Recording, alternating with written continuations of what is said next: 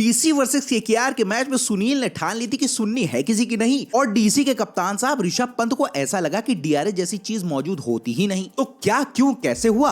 और एक और उभरता हुआ सितारा लैंड हुआ कल वाइजैक की धरती पर, अंगकृष रघुवंशी, जिसने सुनील नारायण के साथ मीटर खींच के रखा और विरोधी खेमे के धागे ही खोल के रख दिए। भाई साहब, जैसे ही गौती का दौर वापस आया, केकेआर के अंदर वही भूख, वैसा ही सेम टू सेम जज्बा रिटर्न मार चुका है जैसा कि गौतम गंभीर के दौर में चलता था। सुनील नारायण ओपन करते थे और निर्भीक अंदाज में फिरोशियस बैटिंग करते थे, लेकिन डीसी के विरुद्ध तो ऐसी बैटिंग करी सुनील नारायण ने कि ऐसा तो गौती भाई के टाइम भी नहीं करते थे। इतना रेला, इतना ज्यादा रेल दिया कि डीसी के बॉलर्स की लाइन लेंथ सब कुछ ही भूल गए और उनको सिर्फ इतना याद था कि मार खानी है बस। अब बताओ, 9 ओवर्स में ही केकेआर का स्कोर था 131 पर 1 और बैटिंग क्रीज पर सुनील नारायण और यंगस्टर का शानदार शो चल रहा था। एक तो डन डील है बॉस, केकेआर जो है वो मजबूत दावेदारी पेश कर चुका है आईपीएल 2024 में। आगे जाके जैसा भी माहौल हो, लेकिन नंबर 3 पर अंगकृष को बैटिंग कराना ये भी बताता है कि केकेआर मैनेजमेंट के पास उनके अंटे में कितनी भयानक बैटिंग डेप्थ है जो खत्म होने का नाम ही नहीं ले रही है। तो इसीलिए तो सब जहां से पाओ वहां से हौंकना ही शुरू कर देते हैं। फियरलेस ब्रांड ऑफ क्रिकेट इसीलिए तो खेल पा रहे हैं क्योंकि डाउन द ऑर्डर उनको पता है कि हम एक्सीलरेट कर दे जितना कर पाए, ऊपर से अगर लंपट हम बन भी जाते हैं तो नीचे से हमारे सीनियर्स हमें संभाल लेंगे। नारायण जैसे तैसे आउट हो गए,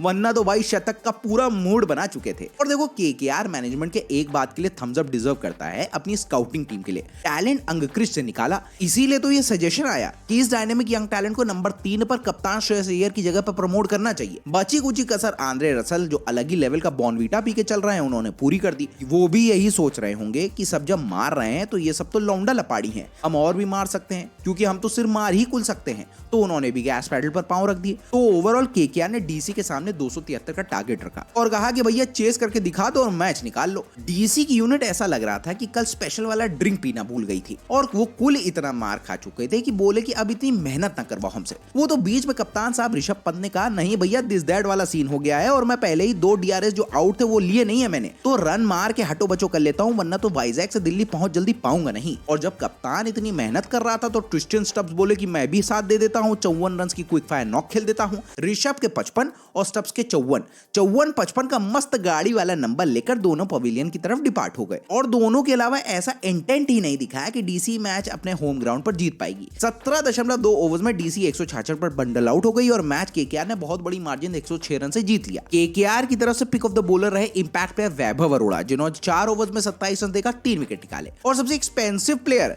जो चलने का नाम ही नहीं दे रहे थे, मिचेल स्टार्क, उन्होंने भी 2 विकेट्स लिए और कहा सबसे भरोसा नहीं खो यार मेरे पे, मैं भी ले सकता हूं विकेट। एक प्रॉब्लम डीसी के साथ और दिखी कि उनकी ऑलरेडी डिप्लीटेड बॉलिंग अटैक और भी वीक दिखी क्योंकि मुकेश कुमार और कुलदीप यादव दोनों इंजर्ड थे, तो मामला चला नहीं दिल्ली कैपिटल्स का। खैर, कूडोस टू केकेआर, और क्या ही नॉक अंगकृष ने कृष बनकर खेली कि दिल गार्डन हो गया और वाइजैक की गली में उनका चांद निकल आया। तो ये लेखा जोखा था डीसी वर्सेस केकेआर के मैच का। जबरदस्त मुकाबला और बहुत ही बड़े मार्जिन से जीत दर्ज कर ली। केकेआर ने अपने इंटेंशन लाउड एंड क्लियर बता दिए हैं। श्रेयस नहीं भी चले तब भी हर कोई कुछ न कुछ नोच लेगा तो मैच हिला के दे देगा, ऐसा जज्बा प्रकट करने की कोशिश तो दिखाई। अब देखो आपको भी करना क्या है। मैच देखने के अलावा हमारी वीडियो अच्छी लगी तो लाइक और शेयर करना और ऐसे ही हमें भी सपोर्ट करना अपनी